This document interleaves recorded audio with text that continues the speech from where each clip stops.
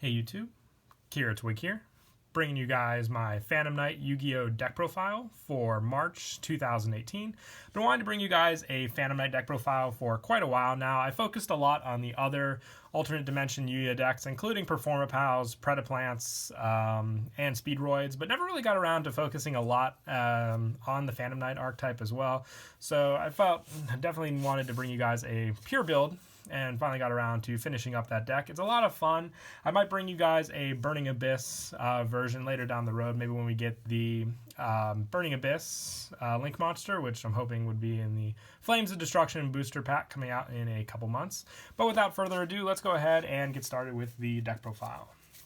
So to start off, I run 3 of the Phantom Knight's Ancient Cloak. All the Phantom Knight monsters, if you're unaware, have effects that go off on the field and also in the graveyard. With Ancient Cloak, you can switch this card to defense to target another dark monster on the field, and that monster gains 800 attack and defense until the end of your opponent's turn. And then you can banish this card from your graveyard. If you do, you add 1 Phantom Knight's card from your deck to your hand, except for Ancient Cloak. You can only use each effect once per turn. So the field effect isn't used as much as the graveyard effect, because that card lets you that ability lets you search out basically anything else you need for your plays for the deck. So the boost effect is nice when you're using it with cards that could use some more attack, like Breaksword, but the banish effect definitely searches for cards you need, whether it be Ragged Gloves, Silent Boots, whatever you need for your plays later on. And I also run 3 Silent Boots. If you control a Phantom Knight monster, you can special summon this card from your hand. You can only special summon Boots once per turn this way. You can banish this card from your graveyard to add 1 Phantom Knight spell or trap from your deck to your hand. You can only use this effect once per turn. So once it's in the graveyard, if you have the proper cards on the field, you can go for the Fog Blade for protection, or you can go for the Phantom Knight's Rank Up Magic Launch to go into cards like your Requiem Exceed Dragon, which is a very powerful card if you can get it out successfully. So having this in the graveyard to rely on that ability very fast is helpful with the deck. And also 3 Phantom Knight's Ragged Gloves. These are the only main deck Phantom Knight monsters that I run, but they're all very helpful with all their effects and the synergy that they all do to complement each other. And with Ragged Gloves, a Dark Exceed monster that was summoned using this card on the field as an Exceed material gains this effect. If Exceed summoned, it gains 1000 attack, so it boosts up your Breaksword, which is definitely helpful there. And you can banish this card from your graveyard to send 1 Phantom Knight card from your deck to the graveyard. You can only use each effect once per turn. So the send effect can be used to send a spell or trap to basically banish that to special Phantom Knight from your graveyard if it's built up enough, or to send another of like Silent Boots or Ancient Cloak to get off their abilities. All in all, they all work very, very well together.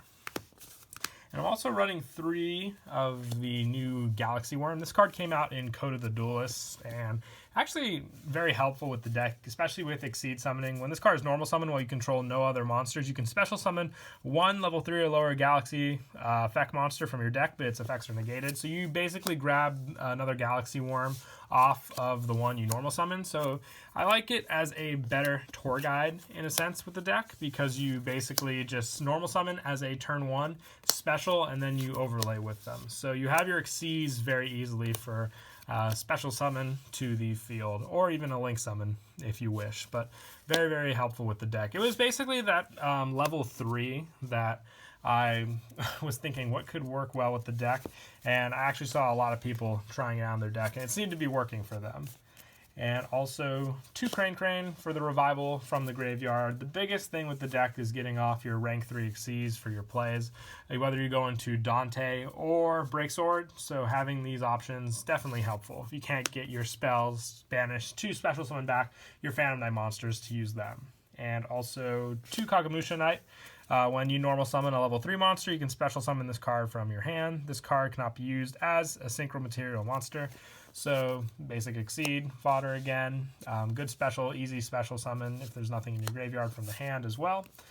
Same goes for TG Warwolf. Just run 1 of this card for that special summon ability. And also 1 Mathematician to finish up the monster lineup. When it's normal summon, you can send one level 4 or lower monster from your deck to the graveyard. When it's destroyed by battle, you draw 1 card. So you can send a Phantom Knight and get off its ability if you wish with this card. Most of the time I go for the Silent Boots, so I can get the spell or trap card, and I want to make sure that I can also have other options for special summoning as well when I go into the Mathematician, so I can at least overlay with it if I'm not going to rely on the Destruction draw effect. And that's it for the monsters. It's a basic lineup of easy special summoning to complement the Phantom Knights on their own, so I'm pretty happy with the numbers ratio that I've done for the actual deck. And for spells, 3 Allure of Darkness. Now, I'm a fan of the card in the deck. We run a good majority of dark monsters, which are the Phantom Knights and the Kagemusha Knights and the Warwolf, so you basically will always have that option for draw. Just consistency, of course. Prefer this over Desires in this deck, just because there are a lot of targets that Desires could hit, and then you'd be regretting with that banish cards that you could banish for the graveyard effects. And also 2 Rank Up Magic Launch. This is the card you use to go into the Xyz Requiem. Just the 2. I might even drop it down to run 1 since I only run. I was mixing up my pronunciation there. Since I only run the 1 Requiem. But you still have options for other Xyz with this card. So just remember that, especially when you go into the Dark Rebellion. So you want to remember that as well for that play. And also, I run 1 Monster Reborn. It's very helpful with the deck now. It's that revival when I don't want to go into Soul Charge. I don't run Soul Charge in the deck, so just the 1 Monster Reborn definitely helps. And also, 1 Dark Hole. It could be Regeki if you wish, but sometimes that destruction of my own monsters to get off effects does come in handy at times. Same with the Foolish Burial. This card helps just with the send for monsters, depending on what I need. And Soul Charge, still very nice for that plus, especially when my graveyard's built up. This and Monster Reborn, definitely when I use the monsters already for the Soul Charge and I have the Monster Reborn to reuse again, definitely like doing that. And also, 1 Reinforcements of the Army. The Phantom Knight monsters are Warrior, so easy searches, especially if you go for the Silent Boots, if you already have Ancient Cloak or Ragged Gloves on the field. And 1 Burial from the Different Dimension. Now this, you banish so much, so returning 3 banished monsters to reuse, always helpful in my opinion. And 1 Upstart Goblin to finish up these spells. Easy draw once I go through enough, grabbing what I want. And for the traps, I run 3 Phantom Knights Fogblade. Your best trap in the deck. It is basically a better Fiendish Chain for protection. It's searchable, so you most of the time don't even have to draw it. You'll just search it off of the Silent Boots and then set it. Your opponent will most of the time know what it is, so they'll have to learn how to play around the card if they wish to get around your own monsters. And also 2 Phantom Knight's Sword. You activate this by targeting 1 face-up monster on the field.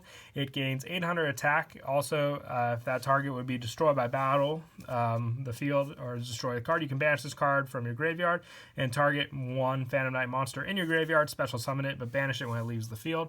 You can only use this effect once per turn. So just like Fogblade, they both share that banish effect. 2 special summons, so you can grab cards back, especially if these 2 are in your graveyard and you have 2 Phantom Knights in your graveyard. Banish them to special them, and then you have an Exceed play right there. But good attack protection there. So getting rid of this card instead. And then setting it up in your graveyard as well. And also 2 Phantom Knight's Wing. With this card, you target 1 face-up monster on the field. It gains 500 attack. Also, the first time that target would be destroyed by battle or card effect this turn, it is not destroyed. You can banish this card from your graveyard with the same banish effect as the other ones. So easy special summon, but still good protection as well to hold on to. And I also run 2 Lost Wind. With this, you target 1 face-up special summon monster on the field, has its effects negated. Also, its original attack is half. If a monster is special summoned from your opponent's extra deck while this card's in your graveyard, you can set this card but banish it when it leaves the field. So good ways to stop those monster effects of your opponent, and also to have their attack lowered, so you can have cards like Break Sword, basically get over them easy. If you don't go into the Ragged Gloves, they have not the 3k power. And lastly, for the main deck, One Solemn Judgment. It was the card I found the most consistent. If you end up searching, Fogblade, and you have this in your hand, you set both, your opponent doesn't know which one is which. They try going for the hit, and most of the time they don't expect it or see it coming because they expect to see the Phantom Knight traps basically set on the field to use. And that is it for the main deck. We'll move on to the extra. I have 3 Phantom Knight Breaksword in the deck at the moment. That's just because my one friend's borrowing my Dark Rebellion Xyz Dragon. So otherwise I would take out the 1 for the Dark Rebellion just so you have it for the special summon options for the Breaksword. Very good to have that option for the deck, plus for that rank up with the second what is it? The rank up spell card. I forget the name for it. Magic Launch wasn't a too descriptive name there, but I like having that option. But a third one in for now until I get it back. But you definitely want to run that rank 4 Dark Rebellion because you go into it a lot more than you expect, especially with your only 1 extra deck option now. So when you lose the Breaksword and bring that out, it definitely does come in handy, and then you'll need it for the rank up into the Requiem as well. And I also run 2 Dante Traveler of the Burning Abyss. This is basic standard setup for the deck. When you mill those 3 cards off the top of your deck, they can help you with search, special summon, depending on what you need. And then if you get those monsters onto the field, an even more powerful link summon as well, using maybe even Dante or some other cards you have on the field already. And then for other generic rank 3s, 1 Mech-Equipped Engineer, 1 number 30 Acid Golem of Destruction, 1 number 47 Nightmare Shark, and 1 Leviair. Leviair always comes in handy with how much you banish in this deck. If I was to mix around some numbers, might take out an Acid Golem for a second Leviair if you wanted to try that out. But they all are very good options to hold on to, depending on what you want for a specific moment of the duel. And also, obviously, the Dark Requiem. Yes, this card's so good when you get him out. He stops so many plays. He's powerful all on his own. So when you have this successful, your opponent does find it as a struggle just to get over this card. And then for the Link monsters, I run 1 Underclock Taker, 1 Proxy Dragon. The Link 2s are especially easy to summon out because of the fact that you can get 2 monsters on the field pretty easily and send them to the graveyard. And then if you have other cards in the graveyard, to special summon them back, especially with Underclock Taker, summon it and then exceed where to it's pointing to get off the lose effect that Underclock Taker can do.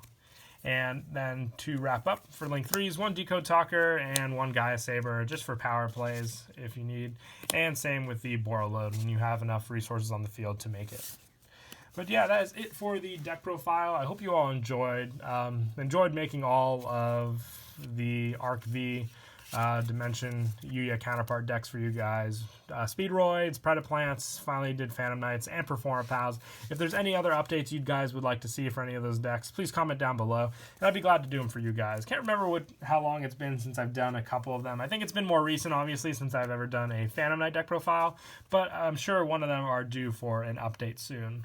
Once again, please don't forget to leave a like and subscribe, and until next time, Kira Twig out.